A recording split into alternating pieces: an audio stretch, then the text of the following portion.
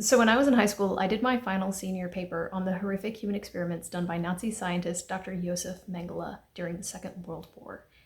The assignment was to pick something persuasive and historical, any topic of our choosing. And when I was doing research for the project, I found a lot of essays online where people were saying we needed to never, ever, ever touch this data.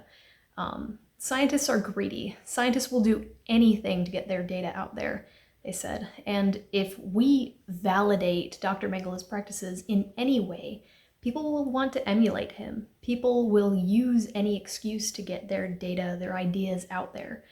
And by using the data gleaned from these experiments, we are encouraging scientists of the future to return to these barbaric methods. I argued the opposite. I said that we've developed since then.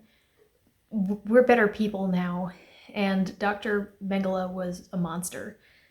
We don't have to worry about people doing experiments on other people, especially not in the United States.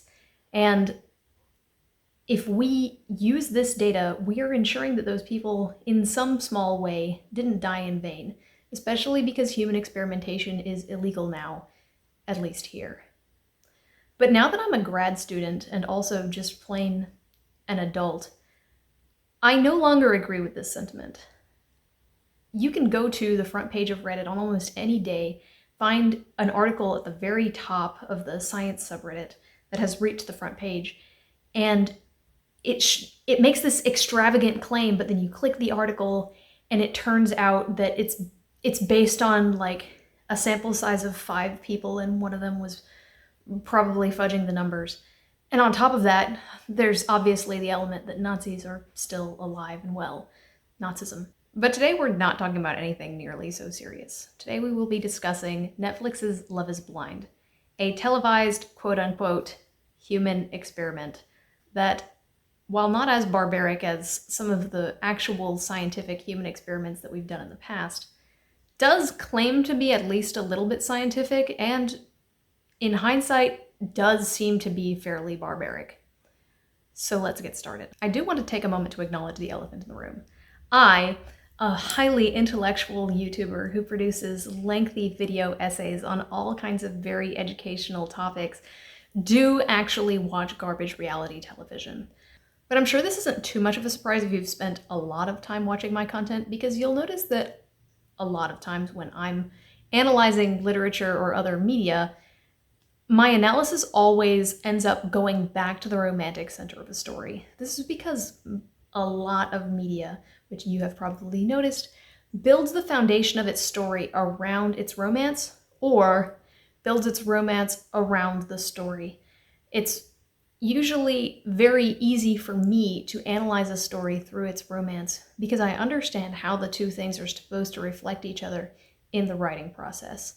But I will admit to being interested in romance. However, I've said before on this channel that while I like romance, I do take a very analytical approach to watching or reading it, and that makes me disappointed when repeatedly movies and television don't take it as seriously or put as much thought into it as I want them to.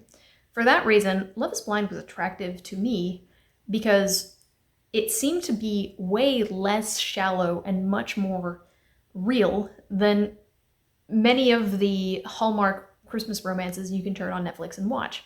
However, in order to discuss the authenticity of Love is Blind, which is arguably its primary selling point, we have to go backwards a little bit and talk about The Bachelor and The Bachelorette. Bachelor and The Bachelorette is obviously the most popular reality dating television series that there is. It's been on for a long time. It gets consistent enough views that it's been going on for like 17 or 18 seasons. The Bachelor and The Bachelorette alternating so that I believe one of them is going on at a time.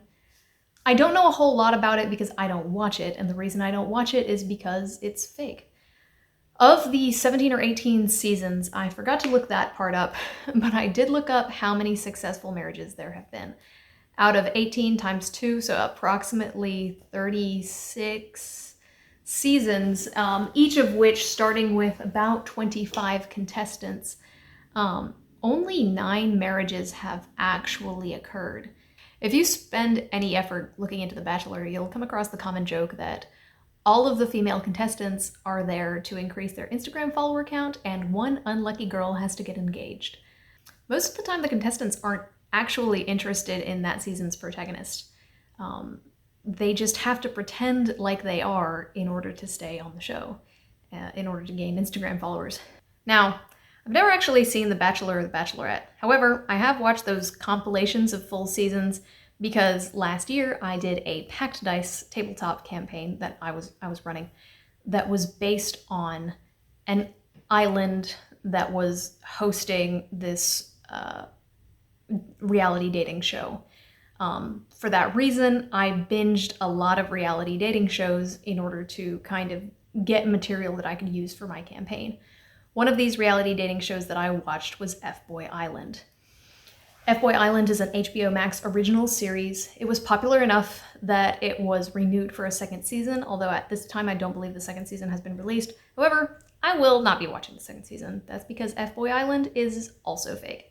F-Boy Island was made by the creator of The Bachelor and The Bachelorette. He said that the reason he wanted to make it is because whenever they were picking up these, bartenders and hotel bellhops who were usually total sleazebags, they had to turn them into presentable young men to be contestants on The Bachelorette. He came up with the idea one day, what if we just didn't? What if we allowed these men to be who they actually are? See if women still want to date them. The premise of F-Boy Island is that 3 women are put on an island with 24 men, 12 of whom are self-professed nice guys, and the other 12 of whom are fuckboys. Each of the 3 women has to choose a man to be in a relationship with at the end, and if they end up in a relationship with a nice guy, they get to split the money. If they end up in the relationship with a fuckboy, the fuckboy takes all the money. It is the responsibility of the girls to figure out who is who. This sounds like a really intriguing premise. And when I was watching the show, I actually felt like I learned a lot about players. I would actually recommend probably the first 3 episodes. However, it becomes really apparent really quickly that this show is also not real. The casting call for F-Boy Island is exactly what it is for The Bachelor and The Bachelorette. It's people who want to become famous actors one day, and the roles that they play on the show are just that, roles. One of the women who was a star on F-Boy Island actually leveraged her time to be able to become a character, or whatever you would call it, on The Real Housewives. And the guy that she ended up with, it turned out he had actually been engaged to a woman the entire time. On top of that, he was supposedly an F-boy. So he was actually a nice guy who was unavailable, playing the role of a fuckboy, pretending to be a nice guy for this competition. It's totally fake. On top of that, the show is effectively Calvin Ball. The rules change from episode to episode as the showrunners are trying to keep it as interesting as possible to keep eyeballs on screens. But if you look back at the contest as a whole, it really doesn't make any sense. And I don't know how they're going to make a season 2 with how convoluted the rules ended up being in the end. The point is, it's difficult for me to remain interested in this kind of show because everything about it is not only fake, but also low effort. There are no writers because it's a reality show, although I'm sure there is a little bit of light, pushing people in certain directions. It's not scripted per se.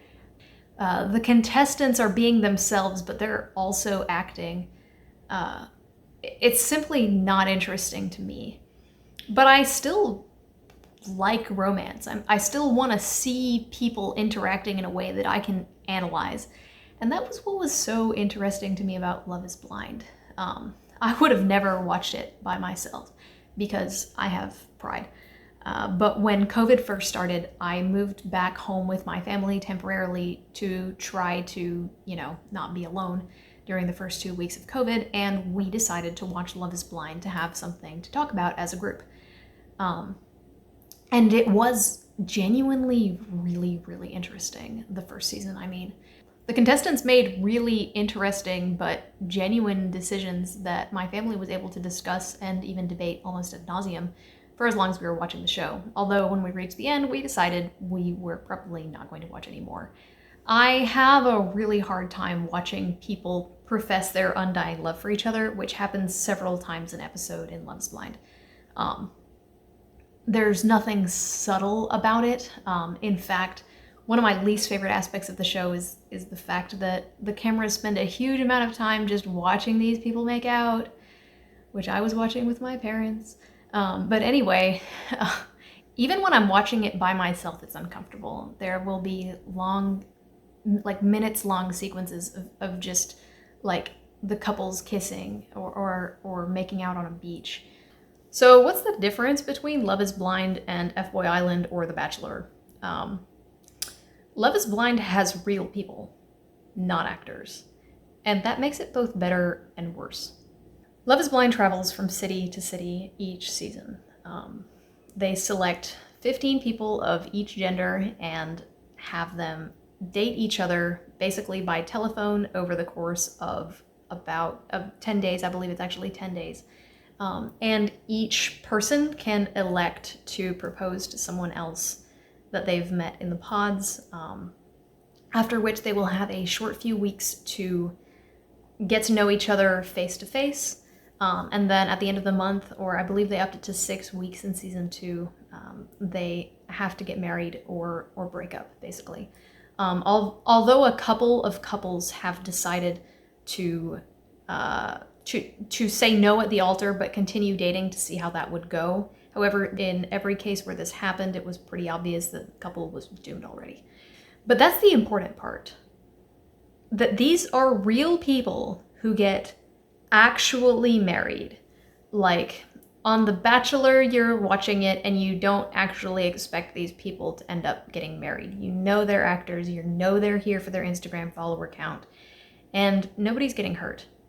But in Love is Blind, you can look at these people and for most of them, you can either identify with certain character traits of theirs, or you can say, I know a person like that. You can see yourself or someone you know in almost every single one of the contestants because they're really not contestants. They're not getting paid. There's not a possibility of prize money. In fact, the contestants actually fund the weddings themselves. This is really just a group of people who genuinely would like to find love. And for season 1, that worked really, really well. So Love is Blind professes itself to be an experiment, a word they will use at least 15 times per episode. But the experiment isn't what they say it is. They say that what makes Love is Blind unique is the fact that the couples have to get engaged before actually seeing each other face to face. However, it's not the only show that does this, and it's not really about that. The real experiment that Nick and Vanessa Lachey are actually after has nothing to do with people's appearance. It has to do with people's time. Nick and Vanessa Lachey, the show's creators, are obsessed with the idea of marriage. Their goal with this show and their other show, The Ultimatum, is to help you spend less time being single and more time being happy. Yes, I am saying that ironically. They believe that spending any more than the bare minimum amount of time getting to know someone is a waste of time. You are either going to marry this person or you aren't. And if you aren't going to marry them, you need to know that as quickly as possible and get the fuck out of Dodge. However, the tactic that they take to do this is by radically increasing the intensity of the dating experience, which is basically like cooking a chicken twice as hot for half as long. At the end, you don't actually end up with edible chicken, you get burnt chicken and salmonella. But I do want to take a moment to examine the central question of the show, the one they insist on repeating at least 15 fucking times per episode. Is love truly blind? And the answer is, no, it isn't. And they don't even think it is. And I wish they would stop pretending that they think it is. See, in the intro to season 2, the narrator says that part of the point of Love is Blind is to get rid of considerations that aren't important, such as a person's weight, a person's race, the way someone looks, their lifestyle, their job, how much money they make. These things they want people to not be thinking about. But the truth is, people are going to be thinking about this, and they are going to find that out. So in order to examine this question, I want to look at Cameron and Lauren, the very first couple to ever get engaged on Love is Blind. They knew each other for about 3 days before getting engaged. They were incredibly attached to each other. They showed an almost absurd level of emotional stability and got married at the end of season 1. They are still together to this day, and most people would say that it was very, very lucky that Cameron and Lauren were both in the first season of Love is Blind, because without the two of them, Love is Blind wouldn't be the show that it is today. Contestants come to the casting call for Love is Blind because they want to find what Cameron and Lauren have.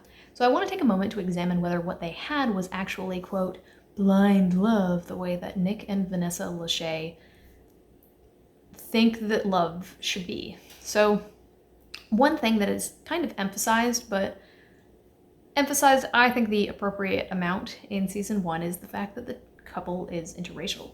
Lauren is black and Cameron is white. Lauren said a few times during season 1 that she had never dated a white man before, and she was a little bit intimidated by the speed of the whole process because she only had a month to decide whether she wanted to marry a white man who was very unlike any of the other men she'd ever dated. However, Cameron had actually been engaged to a black woman before he met Lauren, and although the original engagement didn't work out, he was very comfortable with her heritage and showed a lot of respect for her and her identity. A few times we could actually see them discussing things like what their children's lives as mixed-race children in America might look like. And you can be damn certain that Lauren felt way more comfortable with Cameron, who showed an extraordinary level of respect for who she is and a part of her identity that's very important to her, much more comfortable than she would be if Cameron hadn't known what race she was. I'm absolutely certain that he knew she was black by the time he proposed to her, because it was something about her that was important to her. She may have even mentioned it first. And to pretend that things like somebody's race, ethnicity, or socioeconomic background shouldn't matter in the dating process is frankly absurd. If something's important to someone, they're going to talk about it, and that means it's going to come up in the pods. To some extent, everybody is going to know a little bit about what their partner looks like before they meet them. Even down to things like one of the contestants from season 3, which I actually haven't seen, she said she was a ballerina. And she said that because she mentioned she was a ballerina, everybody expected her to have a ballerina's physique.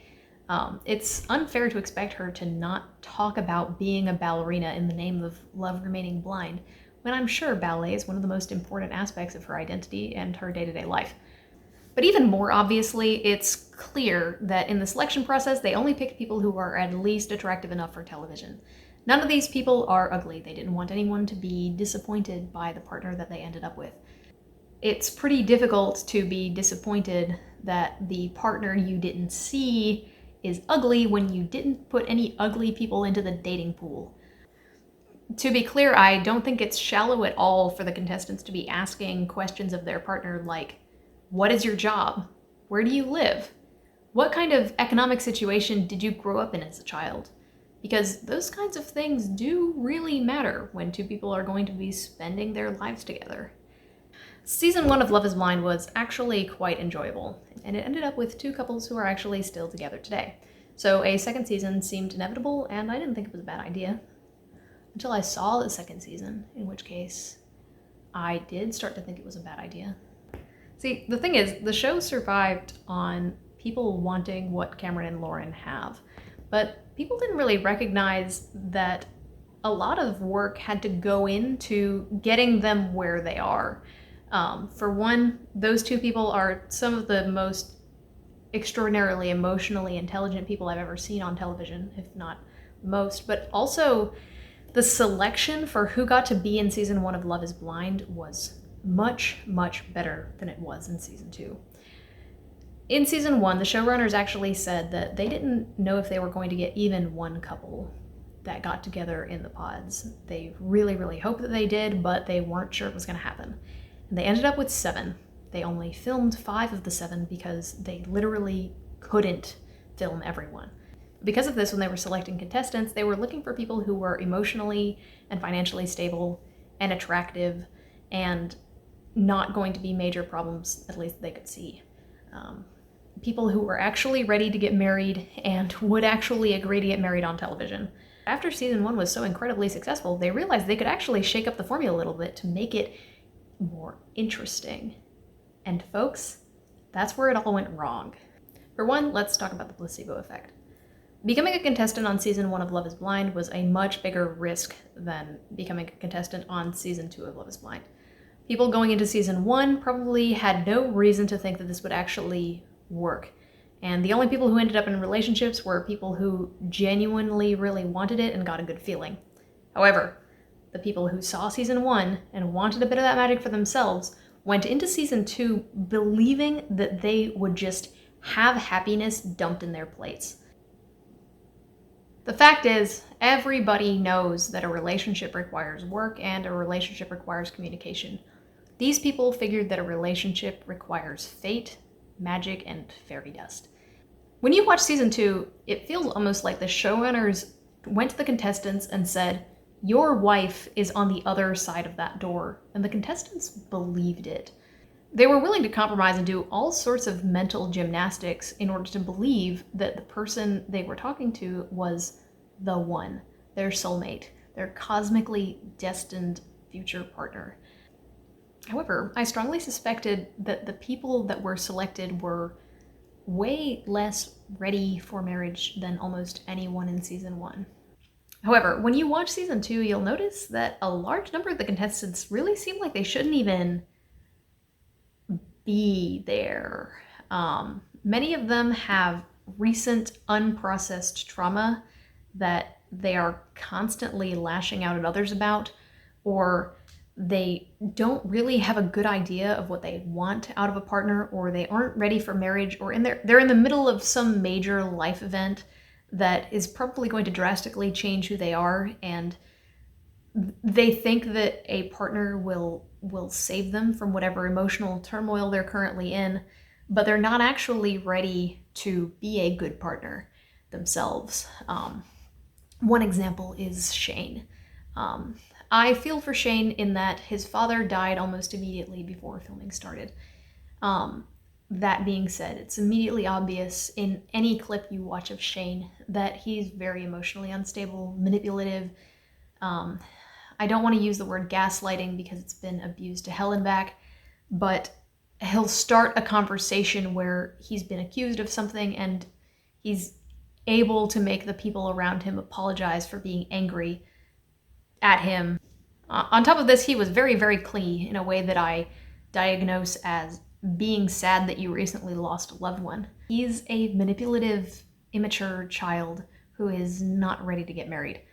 Shane would never have been allowed to be on season 1 of Love is Blind, but he was selected for season 2 so that there would be this chaotic element that stirred up all kinds of drama. And he did. He did stir up all kinds of drama. He had 2 girls that were in love with him, and neither of them were good for him, and he was terrible to his fiance, and she eventually dumped him at the altar, and he cried, and that's a justifiable reason for crying, but on the way there, he emotionally abused her in a way that is frankly fairly difficult to watch. But part of the reason for this is the conditions under which filming occurs. During the period of time when the couples are in the pods, they actually are only allowed to sleep for 4 hours a night. They are underfed, but they are given way too much alcohol so that they are looser, more emotionally open, and more prone to making impulsive decisions instead of being well-fed, well-rested, and sane. Not only did the season 2 showrunners select interesting people, they also did their best to make the contestants behave in interesting ways.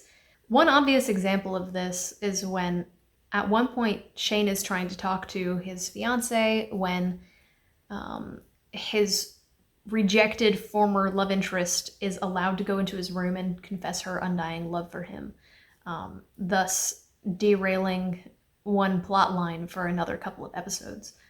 This is one of the few but very glaring examples of the show feeling very fake, of the show feeling like the showrunners are encouraging people to behave in ways that normally people wouldn't. On top of that, of course, there's the additional elements where the contestants are totally isolated from their normal lives. They don't have access to their cell phones or the internet or television or anything that could serve as a distraction from finding their soulmate. They don't get a break. They aren't allowed to sleep. They aren't allowed to be sober. They aren't allowed to browse Reddit and ask relationship advice for, okay, that's probably not a good idea, but they're not allowed to talk to their families and get an alternate perspective. Anything like that. Anything that could be a distraction, anything that could take their mind off of the experiment is taboo. That results in people being absolutely marinated in the idea of finding love to a degree that takes them out of their normal headspace, takes them out of the way they would normally be making decisions. I think this is bad. One such example being Jared and Ayana. Jared and Ayana were one of the two couples that got married at the end of season 2, although they, like the other couple that got married at the end of season 2, have split up. That's correct. There were no successful couples from season 2 at all. However, I was really rooting for Jared and Ayana, not because I thought their relationship was going to work. I didn't. But because I really liked both of them as people, and I wanted them to get their shit together. Jarrett initially was pursuing this other woman whose name started with an M. I forget what it was. And she turned him down when he proposed to her. After that, he took a few days to reevaluate and decided to propose to Ayana instead. Ayana said yes, they got engaged, and they were supposed to go live happily ever after. However, the fact that Ayana was his second choice weighed on her mind for the rest of their relationship. Especially because after a few days, the couples are allowed to all meet each other, during which time Jarrett took a second shot at, I forget her name. It starts with an M. Now, although this was kind of a shitty thing to do, I really didn't blame Jarrett at the time because of the aforementioned being outside of his normal headspace. Normally, people are not in a relationship with two people at the same time. Normally, people don't get 4 hours of sleep, are deprived food, and only given alcohol. Normally, people have enough time to make the right decision before proposing to a woman after having another proposal rejected 3 days prior. Jarrett had a lapse in judgment that I really don't blame him for. However, this caused a massive amount of insecurity in Ayana, his fiancée, that followed them through the rest of the season, and I did actually kind of think she might say no at the altar. I wasn't at all surprised, although I was a little disappointed, admittedly, that they split up a year after the show finished filming. But what happened with Jared and Ayana probably wouldn't have happened in normal life, not only because of the dating two women at the same time thing, but also because normally people don't get married after only knowing each other for a month. And if they do, it's because there's something else going on, like an arranged marriage or something like that. Personally, I make no important decisions quickly, and I don't think you can make important decisions under duress. Personally, I think that Jared and Ayana, had they dated for 4 months, probably would have broken up after that time. However, because of the Love is Blind brand, they had to get married after a month or break up. And because they are both heavily Christian, which is a large part of the reason why they bonded in the first place, they profess that they would never divorce because it goes against their religion. For that reason, they stuck it out for a whole year, despite it being pretty obvious to the audience, even though they were edited to look like the healthiest couple, that they probably couldn't really work out. But while we're on the topic of Jared and Ayana, I do want to bring up something. During the reunion episode of season 2, Nick and Vanessa Lachey brought up a very, very personal question.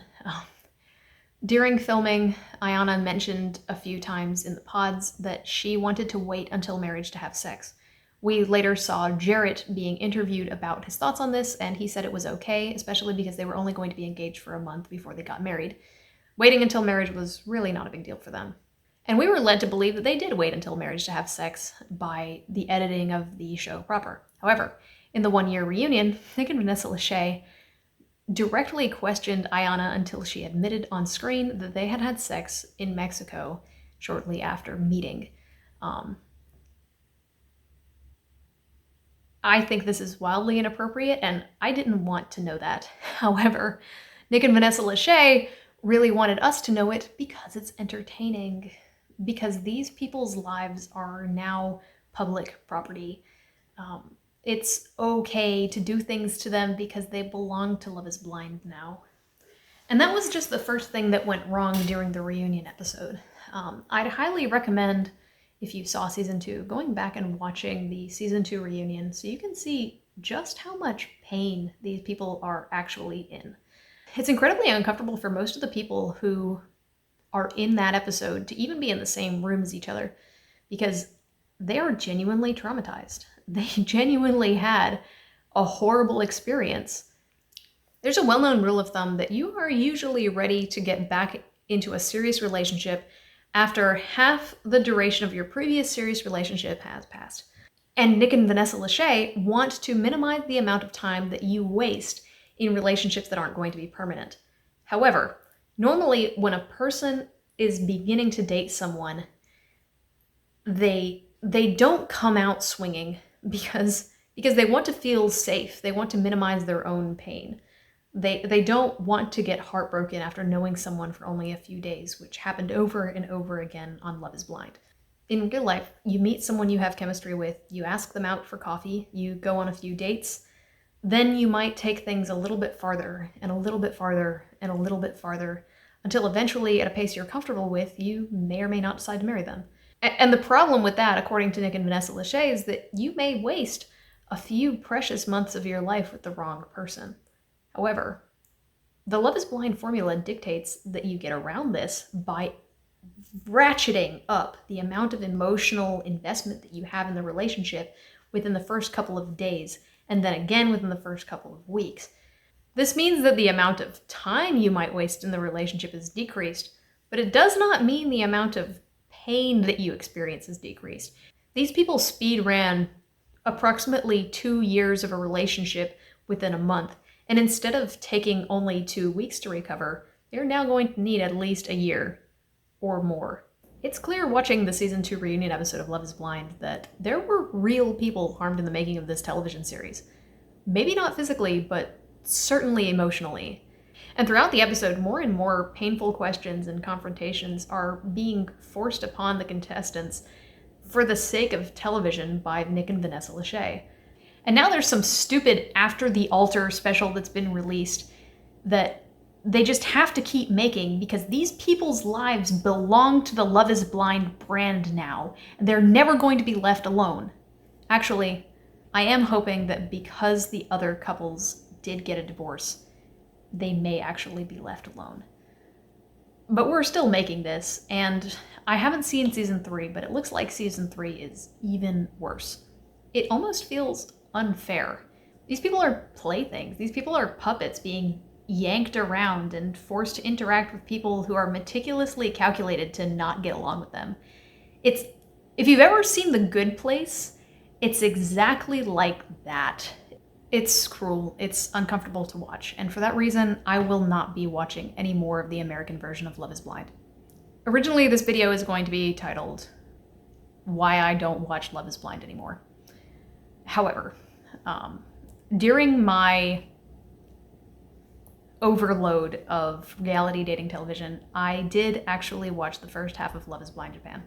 If you are interested in the concept, if you are bummed out by everything that I said about season 2 and season 3 being fake, I would actually highly recommend checking out the Japan season of Love is Blind. The first season of Love is Blind Japan is filmed in Tokyo, and the contestants have the advantage that season 1 of American Love is Blind contestants did, which is that they don't believe that this is magic. They go into this experience with their eyes wide open, and they take a more, I guess the right word would be atheistic approach. They don't believe there is any such thing as fate, and they all believe that they have to take their future into their own hands. They take meticulous notes, they ask very directed questions, and there's a couple other mechanics that make it a little bit more enjoyable. But most importantly, the contestants are way more emotionally intelligent. Rather than selecting for the most gullible, reactive idiots who will create the most chaos, like they do in the American version now, They selected people who are genuinely ready to be in a committed relationship and are emotionally available to do their half of the work. I read a few reviews of Love is Blind Japan before doing this video, and I saw something repeated over and over again. People had a hard time watching it because they felt more emotionally invested in the breakups that happened. When I was watching Love is Blind Japan, I felt like I was watching real people, but the kind of real people that you want to be like. Love is Blind Japan is the competence porn of reality dating shows. Everybody there is serious and a good contestant that you want to be happy. I didn't end up finishing Love is Blind Japan because I had seen way too much reality TV in way too short an amount of time, and I simply couldn't take any more. However, if I had a friend that wanted to watch it, I would absolutely be willing to watch it with them. And I may even consider watching a second season. It does have the same problem of real people getting hurt, but it feels like these people are navigating their own situations, rather than cosmic playthings who are getting punked on by the showrunners. But overall, I really do think I'm actually done with American dating television. It's way too fake, it's way too manipulative, it's way too scripted, and overall it's really way too cruel. I think you could make an episode of Black Mirror where people participate in Love is Blind exactly as it's presented and nobody would bat an eye. But overall, the lesson I've taken home from watching all of this reality dating television is that you can't hurry love.